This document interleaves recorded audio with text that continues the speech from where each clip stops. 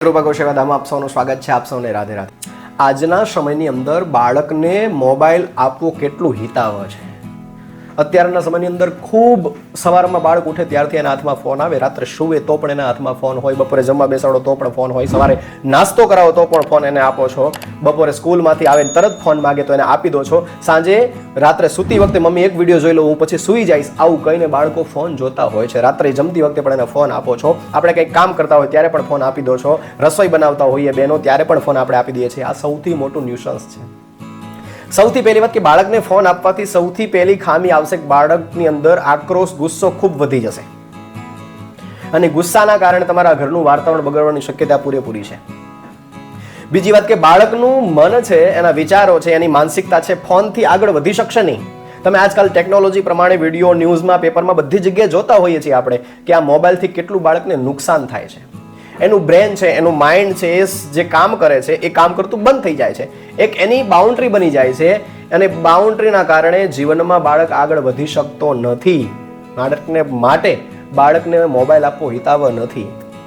બીજી વાત કે બાળકને ફોન આપવાથી આપણા કાર્ય સફળ તો થઈ જાય પણ એક વસ્તુ યાદ રાખો કે બાળકનું જીવન બગડે છે, બાળકનું જીવન બરબાદ થાય છે. હા, એક વસ્તુ છે કે ફોન સારી વસ્તુ પણ છે અને સામે ખરાબ વસ્તુ પણ છે. એટલે બાળકને આપવું હિતાવહ નથી એટલા માટે કારણ કે બાળક પછી એના ઉપર નિર્ભર થઈ જાય છે.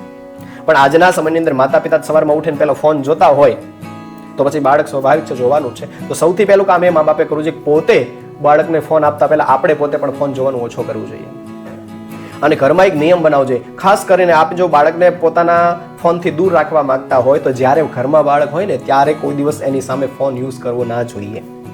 રાત્રે સૂતી વખતે પણ યુઝ ના કરવો જોઈએ, બપોરે જમતી વખતે પણ યુઝ ના કરવો જોઈએ, સવારે ઉઠીને બાળક સ્કૂલમાં જાય ત્યાં સુધીમાં, સ્કૂલથી આવે પછી પણ આપણે ફોનનો યુઝ કરવો ના જોઈએ. કારણ કે એનાથી બાળક અટ્રેક્ટિવ થાય છે કે મા બાપ મોબાઈલ જોવે છે તો મારે જોવામાં કોઈ તકલીફ નથી, મારે પણ ફોન જોઈ શકાય, આવું મનમાં વિચાર, માનસિકતા બની જાય છે અને એના કારણથી આપણું બાળક બગડવાની પૂરેપૂરી શક્યતા વધી જાય છે. એના વિચારો, એની માનસિકતા, એનો પોતાના જીવનનું લક્ષ્ય છે એ બધું જ એનાથી ભૂલાઈ જાય છે. એનો વિકાસ છે મગજનો એ બંધ થઈ જાય છે. હું તમે ઘણા બધા કિસ્સા જોઈએ છે હોસ્પિટલમાં રહેલા બાળકો જે ફોનના કારણે થઈ અને શારીરિક તકલીફો ભોગવી રહ્યા છે અને અત્યારે ભોગવે પણ છે. તો બને એવો તો પ્રયાસ કરવો જોઈએ કે આપણા બાળકના હાથમાં ફોન ના આવે. હા, આપણે જોવાનું ઓછું કરીશું, આપણે ફોનમાં ધ્યાન ઓછું રાખીશું તો ચોક્કસ આપણા બાળકો પણ એનાથી દૂર થશે.